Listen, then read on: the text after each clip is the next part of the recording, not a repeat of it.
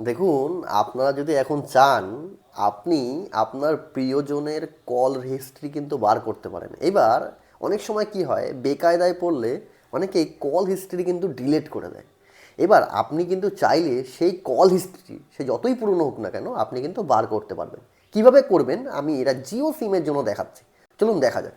সবার প্রথমে আপনি চলে যাবেন আপনার ফোনের মাই জিও অপশানে। মাই জিও, দেখুন এই অপশানে যাবেন। যাওয়ার পরে মাই জিওটা ওপেন হয়ে যাবে। দেখুন, মাই জিও অ্যাপটা ওপেন করার পরে একটু নিচের দিকে যাবেন, দেখবেন এইখানে আপনার নাম্বারটা শো হবে। শো হয়ে যাওয়ার পরে আপনি কিন্তু ডাইরেক্ট এই জায়গাটায় ক্লিক করবেন। ক্লিক করার পরে একটু নিচের দিকে যাবেন, এইখানে একটা অপশান আপনি দেখতে পাবেন, সেটা হচ্ছে মাই স্টেটমেন্ট। এই অপশানটায় ক্লিক করবেন। ক্লিক করার পরে এখানে ভিউ স্টেটমেন্ট লেখা আছে 7 ডেজ, 15 ডেজ এবং 30 ডেজ, এবং আপনি চাইলে এর থেকে বেশি করেও কাস্টম ডেট আপনি বার করতে পারেন। এখানে ভিউ স্টেটমেন্ট করে এই জায়গাটা ক্লিক করবেন। আমি 7 দিনের পুরনো কল হিস্ট্রি বার করছি, ঠিক আছে? তো এইখান থেকে আপনি একটু ওয়েট করবেন, দেখবেন এই রকম একটা ইন্টারফেস কিন্তু আপনার সামনে আসবে। এখানে আপনি চলে যাবেন ইউজেস চার্জেস মধ্যে। এই যে এখানে যাওয়ার পরে এখানে 3টে অপশান থাকবে, ডাটা, ভয়েস অ্যান্ড এসএমএস। আপনি ভয়েসে গেলেন।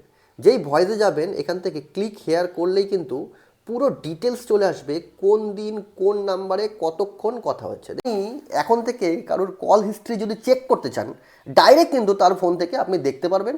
ভিডিওটা সবাইকে শেয়ার করুন, আর আমাদের চ্যানেলটাকে এখনও ফলো না করে দিলে ফলো কিন্তু অবশ্যই করুন।